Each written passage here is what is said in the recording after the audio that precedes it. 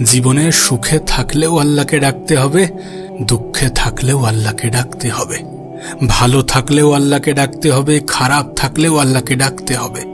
এ পৃথিবী আপনার মনের মতো ভাবে চললেও আল্লাহকে ডাকতে হবে, আপনার মনের মতো ভাবে না চললেও আল্লাহকে ডাকতে হবে।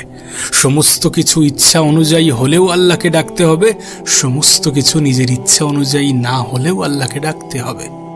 যদি আমরা পুরস্কৃত হই তাহলে রবের শুকরিয়া আদায় করতে হবে, যদি জীবনে ভালো থাকি তাহলে রবের শুকরিয়া আদায় করতে হবে, আর যদি রবের পরীক্ষার সম্মুখীন হই তাহলে একটু ধৈর্য ধারণ করতে হবে, তাহলে রবের উপরে বিশ্বাস রাখতে হবে। হযরত আইয়ুব আলাইহিস সালামকে আল্লাহ পাক ৭০ বছর ধরে সুখে রেখেছিলেন।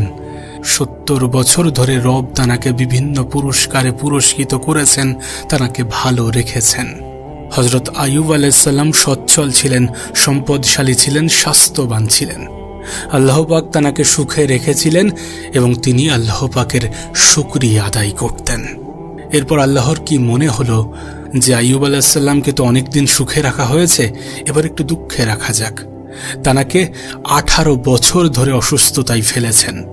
না তানার স্ত্রীরা কাছে আছে, না সম্পদ আছে, না অর্থ আছে, না আত্মীয় স্বজন আছে, না খোঁজ নেওয়ার মতো মানুষ আছে। এমন দুঃখের দিনও আল্লাহ পাক আইয়ুব আলাইহিস সালামকে দেখিয়েছেন। 18 বছর পরে যখন তিনি সুস্থ হলেন তখন আল্লাহ পাককে তিনি প্রশ্ন করেন যে আল্লাহ, আমি না হয় সহ্য করে গেলাম আপনি যা যা আমার জীবনে দিলেন, কিন্তু এই সমস্ত কিছু করে আপনি কি বা মজা পেলেন? আমি না হয় কষ্ট পেলাম, আপনি কি মজাটা পেলেন?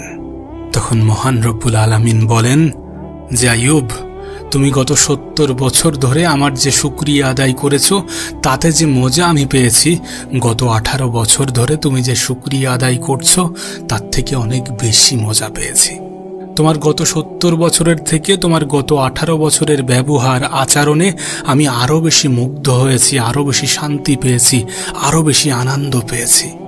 কারণ যখন থাকে তখন তো সবাই শুকরিয়া আদায় করে, বঞ্চিত হওয়ার পরে কতজন মানুষ শুকরিয়া আদায় করতে পারে?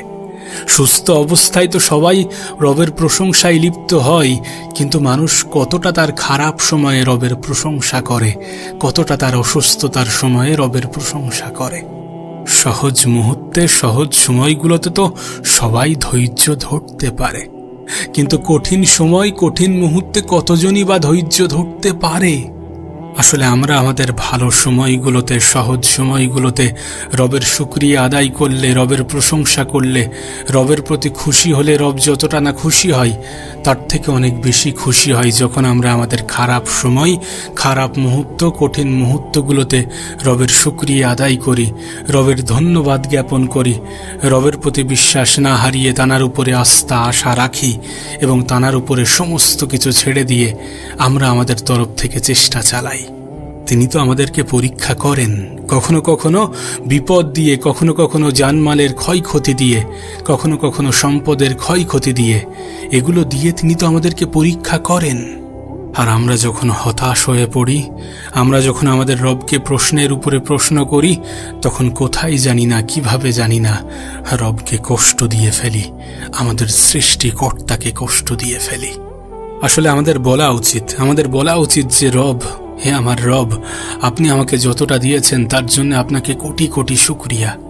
যতটুকু থেকে বঞ্চিত করেছেন আমি জানি সেগুলো আমার জন্য উপযুক্ত ছিল না, আমি জানি সেগুলো আমার জন্য উপযুক্ত নয়, সেই জন্যই তো আপনি আমাকে বঞ্চিত করেছেন। এগুলো বলা উচিত আমাদের রবকে, কারণ সত্যিই তো তিনিই তো সর্বশ্রেষ্ঠ পরিকল্পনাকারী। আমাদের চাহিদা, আমাদের ইচ্ছা, আমাদের আকাঙ্ক্ষার সাথে রবের পরিকল্পনার মিল নাও থাকতে পারে, কিন্তু তার মানে এটা নয় যে তিনি উত্তম পরিকল্পনাকারী নন। নিঃসন্দেহে তিনি সর্বশ্রেষ্ঠ পরিকল্পনাকারী। হ্যাঁ, আমরা মানুষ, আমাদের দ্বারা ভুল হতে পারে, মানুষ মাত্রই ভুল করে, প্রত্যেকটা মানুষই জীবনে ভুল করে। সেই জন্যই তো রবের কাছে ক্ষমা চাওয়ারও প্রয়োজনীয়তা আছে, সেই জন্যই তো তওবা করার প্রয়োজনীয়তা আছে, সেই জন্যই তো নিজেকে ফিরিয়ে আনার প্রয়োজনীয়তা আছে। তবে আপনাকে একটা বাস্তবতা বলবো, আল্লাহকে ডাকার মধ্যে একটা অন্যরকম সুখ আছে, একটা অন্যরকম শান্তি আছে, একটা অন্যরকম মানসিক তৃপ্তি আছে।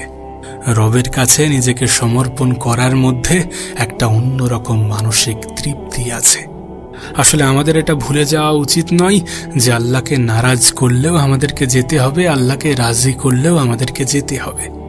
আল্লাহকে নারাজ করলে ক্ষতিটা আমাদের, আর আল্লাহকে রাজি করলে ফায়দাটা আমাদের। বিষয়টা তো এমন নয় যে কোনো নাফরমানের মৃত্যু হবে না। নাফরমানেরও মৃত্যু হয়, জুয়াখোরেরও মৃত্যু হয়, গাঁজাখোরেরও মৃত্যু হয়, বিড়িখোরেরও মৃত্যু হয়, সবার মৃত্যু হবে। আমরা কেউই এ পৃথিবীর চিরস্থায়ী সদস্য নই। আজ আছি, কাল থাকবো না। একটা সময় পরে এ পৃথিবী থেকে চলে যেতেই হবে। সুদ খেয়ে, ঘুষ নিয়ে, সুদ দিয়ে হয়তোবা এই পৃথিবীতে কিছুদিন ভালো থাকা যাবে, কিন্তু তার পরবর্তী জীবন যে আমাদের জন্য অনেক বেশি কষ্টদায়ক হয়ে যাবে। নিজের আজকের দিনটাকে একটু রঙিন করার জন্য নিজের আগামী দিনগুলোকে তো বিসর্জন দেওয়া গ্রহণযোগ্য নয়, সঠিক নয়, উচিত নয়।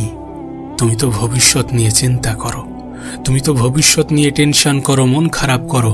কোন ভবিষ্যৎকে নিয়ে ভাবো আর কোন ভবিষ্যৎকে অ্যাভয়েড করো। পৃথিবীর সব থেকে চিরন্তন ভবিষ্যৎ হচ্ছে মৃত্যু, চিরন্তন সত্য হচ্ছে মৃত্যু। আর মৃত্যুর পরবর্তী একটা জীবন আছে, যার পূর্বে একটা হিসাবের দিন আসবে, যেদিন সমস্ত কিছুর কৈফিয়ত দিতে হবে। আমরা কেউই এই দুনিয়ায় চিরস্থায়ী থাকতে পারবো না, তাই এমনভাবে জীবন কাটানো উচিত নয় যে আমরা কখনোই মরব না। মরতে আমাদেরকে হবেই। এ পৃথিবীর প্রত্যেকটা প্রাণী মৃত্যুর স্বাদ গ্রহণ করবে, আর আমি আপনি তার ব্যতিক্রম নই। তাই বলবো, পৃথিবীতে থেকে অনেক বেশি সম্পদের লোভ করতে যেও না। সম্পদের লোভে পড়ে নিজের পৃথিবীর জীবনটাকে এমনভাবে কাটিও না যে ভবিষ্যৎটা অনেক বেশি খারাপ, অনেক বেশি ধ্বংসের দিকে চলে যায়। আবারও বলছি, ভালো থাকলেও আল্লাহকে ডাকতে হবে, খারাপ থাকলেও আল্লাহকে ডাকতে হবে, সুখে থাকলেও আল্লাহকে ডাকতে হবে, দুঃখে থাকলেও আল্লাহকে ডাকতে হবে, মন খারাপ হলেও আল্লাহকে ডাকতে হবে, মন ভালো থাকলেও আল্লাহকে ডাকতে হবে, কঠিন দিনেও আল্লাহকে ডাকতে হবে, সহজ সময়েও আল্লাহকে ডাকতে হবে। কারণ একমাত্র তিনিই আমাদের জীবনটাকে সুন্দর করার ক্ষমতা রাখেন, একমাত্র তিনিই আমাদের জীবনটাকে পরিবর্তন করার ক্ষমতা রাখেন। একমাত্র তিনি চাইলেই আমাদের ভাগ্যটা পরিবর্তন হওয়া সম্ভব।